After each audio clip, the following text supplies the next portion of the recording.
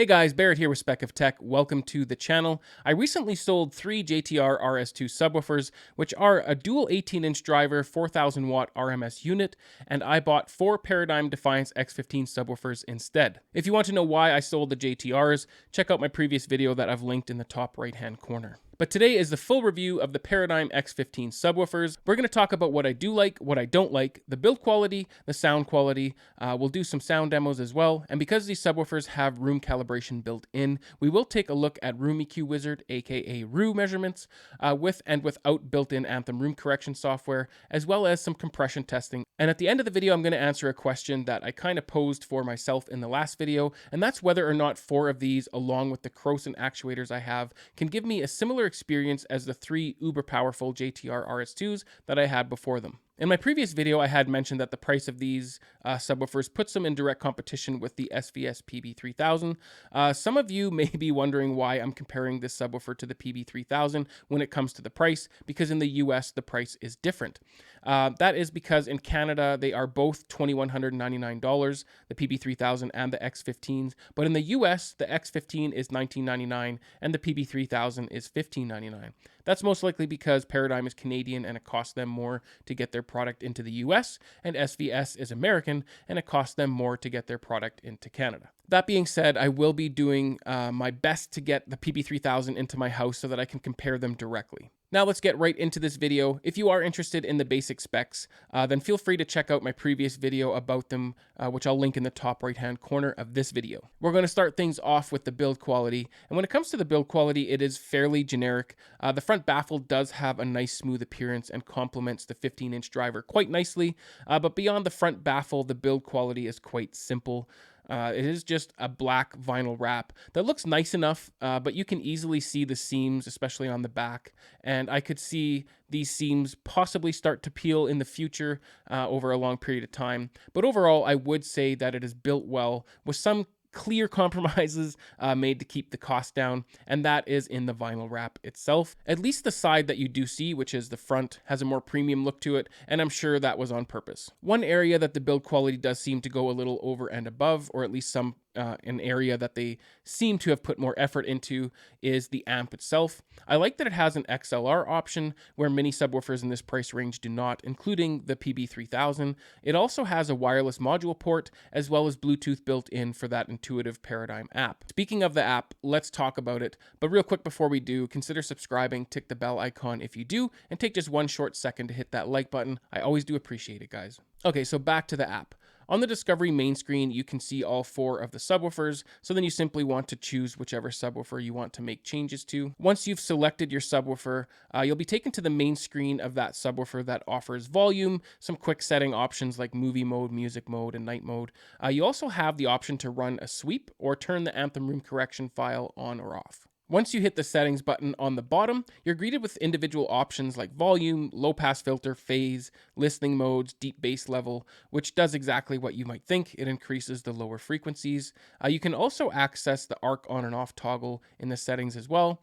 You can set a password, rename the subwoofer, or reset the settings. And then there's also the information option, which basically just shows the serial number, the firmware that you're running, and the operating system. Some of you may be wondering how to run ARC on the subwoofer. It is really simple, but I don't really want to turn this video into a tutorial. So if there are those of you out there that are interested, drop your comments down below. And if there is enough comments, then maybe I'll do a tutorial on how to run ARC on the subwoofer. One thing I do want to point out though to keep in mind is that my dealer told me to run ARC on the subwoofers individually first before running ARC on my Anthem AVM90. So for those of you out there with Anthem AVRs or pre-pros, make sure that you run ARC on your subwoofers first, then run ARC on your AVR or processor. So the last 2 things that I discussed in this video are kind of like this subwoofer's superpowers. Not only do you have a convenient app built in that you can make quick adjustments or customize the sound to your preference, you also have that fantastic room correction software built right in to help flatten the response for your room specifically. Later in the video, I will show you the measurements for my room of what ARC does to help the response. Before we get to that, let's talk about the sound quality. I know a lot of you will be looking for me to compare these to the JTR RS2s. I want to make one thing clear right from the start though. There is no way one of these subwoofers can compare to the JTR RS2. Not only is it a single 15-inch driver, it is far less expensive as well. But keeping its price range in mind, it is a great performer. It has a nice solid and fast punch with respectable performance down to 15 hertz. I could see many of you out there preferring this subwoofer for music over the RS2. Not because the RS2 was bad for music in any way, actually it performs very well for music. It's just that this subwoofer does have a little less weight and density with a bit of a faster punch. I believe that a lot of people would prefer this for music. Not to mention the RS2 really is designed with home theater in mind, considering it is flat in my room, or was flat in my room, to about 7 hertz. This isn't me saying the X15 is better than the RS2. Only that I believe music fans would most likely prefer the smaller, more reasonable subwoofer for their music setups. To sum up the sound quality, with its respectable performance mixed with the built-in room correction software, I find it to punch above its class. It is quite clean and precise, while still providing some room rumble when it's needed. With that said, it doesn't quite have the depth or layering like the more expensive RS2. The RS2 just seemed to have a little bit more layers to it when it was playing bass. Now it's time to cover the output. To do that, we will need to pull up some REW measurements. Let's hop over to my computer screen and discuss the measurements. All right, guys, so here we are within Room EQ Wizard or REW, and I'm going to take a look at the front right subwoofer first. So this is just a single subwoofer in the front right-hand side of my room. So we have several measurements here that we're going to go over. So I'm going to show you kind of what ARC does and also do a little bit of compression testing just to kind of show you the performance of one of these single subwoofers. So this is without ARC on my Anthem AVM90 as well as without ARC on the subwoofer. So as you can see, it's a pretty ugly response. Lots of peaks, lots of nulls. Not the greatest. All right, so here we are without ARC on the subwoofer, but with ARC on my AVM90. So not that much better, really. Just kind of brought up the low end a bit, and it's still not very flat. And then here we are with ARC on both the AVM90 and the subwoofer itself. So a much flatter response. So let's just have a look. So the blue line is without ARC. The red line is with ARC. It did trim down the low end a little bit here. I'm not sure why it does that, but obviously it has something to do with the filters that they are using. But it did flatten out the response quite a bit. And keep in mind that I do cross over my subwoofers at 80 hertz. So you're always going to see some funny stuff over here on the lower end of things. But let's just take a look at basically from 65 on, because it will start rolling off already, to transition to my front speakers. It's fairly flat. So at our peak, we are at about 90 dB. And again, guys, this isn't max output. This is just a measurement. So don't worry about the actual numbers of SPL themselves. And then at 15 hertz, we're at 82. So it does drop about 8 dB by the time you hit 15 hertz, but still usable output, absolutely. All right, so now that we've covered kind of what ARC does and what ARC doesn't do, which we are going to cover with all 4 subwoofers as well, so we'll get to that in a second. Let's just move on to some compression testing. So here we are with the master volume at -30. Here we are with the master volume at -27, and then -24, and then -21. And then here we are at -18. So then when we go to -15, it does seem to be compressing a little bit, especially at about 15 hertz, but still fairly linear here when it comes to the gap between it. But I think there is maybe a little bit of compression here because we should be getting 3 dB and we are getting 104.07, 102. So yeah, we lost the dB. So I guess technically we are compressing there. And then with this one here at -13, so we should be getting 2 dB. And you can see probably starting right about here at 32 hertz, we're 107, 106. Yeah, so we're already compressing there. We're probably even starting a little bit sooner, 107, 105. Yeah, so right about here, we're starting to compress at 36 hertz already. But let's just use this purple line as kind of our final line, and let's have that a look at it's not really the max, but it kind of is. We're hitting at about 107 dB at 33 hertz, and then it starts to roll off here at about 20 hertz. We're at 104, And then by the time we hit 15, we're at 97. So we're down 10 dB from 33 hertz to 15 hertz, which is, it looks fairly flatter. It's what I guess ARC can do based on the subwoofers. Obviously, if this subwoofer was more capable on the low end, it could flatten this out a little bit more. But I think it sacrifices that to try and flatten some of these nulls and peaks out. Not incredibly disappointed with the response, but it isn't great either. But I always knew that my room was pretty difficult to EQ. But let's move on to all 4 subwoofers here. So that would be this one. So this is kind of, here, let's just get rid of that. So this is with ARC on both the AVM90 and all 4 subwoofers. Again, it starts to really roll off here. I'm not sure why it does that with all 4, but maybe that's, again, because of my 80 hertz crossover, it rolls off sooner. I don't know, but it did roll off sooner for some reason. This is without ARC on both. So definitely much uglier. It seems to have a little bit more on the low end from 15 hertz to 20, but it's everywhere else it's much uglier. It's just kind of all over the place. Again, after 80 hertz, you're always going to see some funny stuff happening because that's where I have my crossover set. But there's a huge peak here versus this huge null. Like that's a 10 dB swing right there. So ARC does definitely make things better. And then let me show you what ARC... So this is only ARC on the subwoofers. This is with ARC on both. I believe the volume was set at the same -3 dB, or -33 and -33. So as you can see, when you run ARC on the AVM90, it is boosting the levels quite a bit when it comes to setting, I guess, the levels. So just ARC on the subwoofer, the line looks pretty similar until you get closer to 80 hertz. But below, right about here, I guess, 57 hertz, it looks almost identical, just boosted. So that's what you have for ARC on the subs versus ARC on both the AVM90 and the subs. And then I did a little bit of compression testing again, just for fun. So here we are at -30 volume, -27 volume. And then here I started to hit clipping. It said that the mic was clipping on REW. Normally that happens somewhere around 120 dB, but I'm not sure what was going on here, but it started to clip here. It gave me a warning that it was clipping.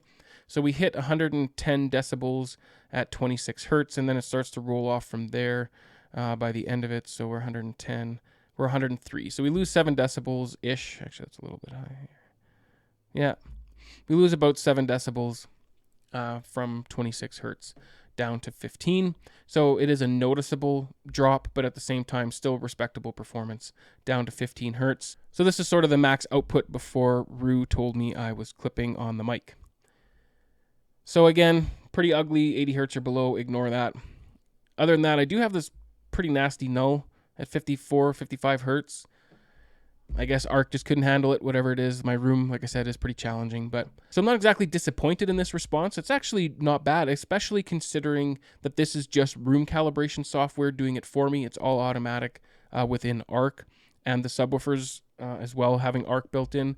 So not bad. Of course, you could get better with mini DSP and a little bit more work. But as far as like being pretty much automated and the software does it all for you, this isn't a bad response, to be honest.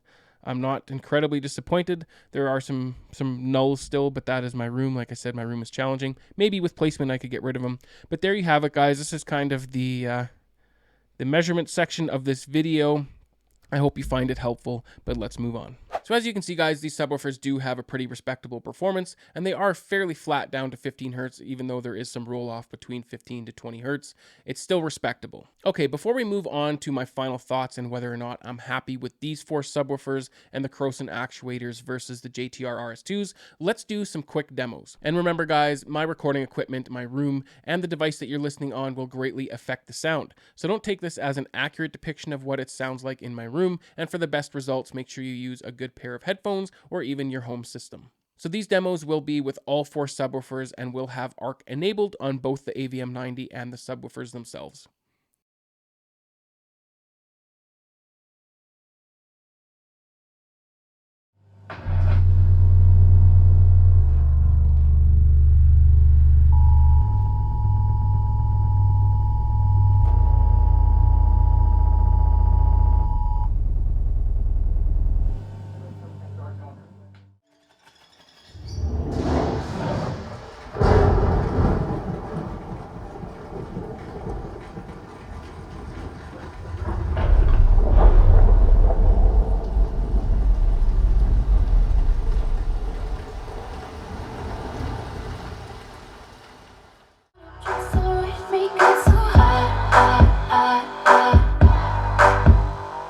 It's like you play a game.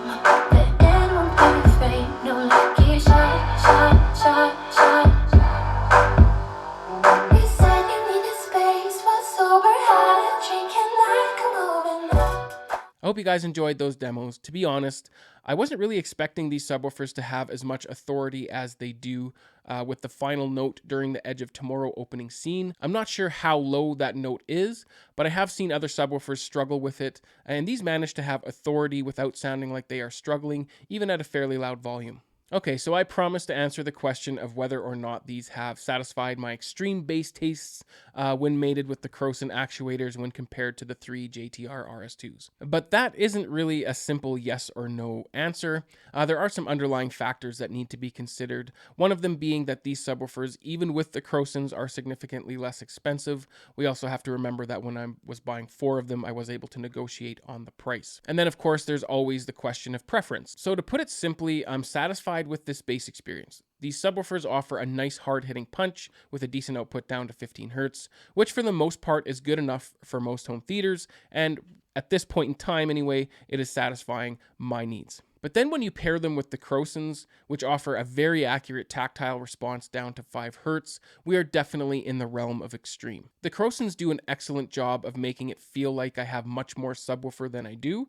They also make it feel like these subwoofers are super capable of 10 Hz or even less of tactile response. To be honest, this would be more than enough to satisfy even most bass heads. I know that there are some out there that like things beyond extreme, in which case these would not fulfill that desire like multiple JTR subwoofers can. So do I miss the JTRs? Well, yes, I do.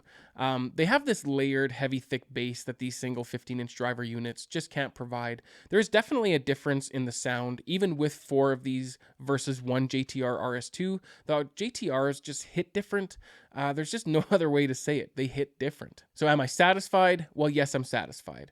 These subwoofers perform great and are worth their price, but I will always miss that secret sauce the JTRs can provide, albeit at a much more expensive price. I hope that you do find this video helpful, and if you did, consider supporting the channel by joining me on Patreon. There is a link down in the description below, or you can consider joining the channel by hitting the join button right below this video. If you want to see more videos like this, consider subscribing, hit the bell icon if you do, and please take just one short second to hit that like button. As always, I really do appreciate it. Remember to enjoy your systems, no matter how big or small. I'll see you on the next one. Cheers.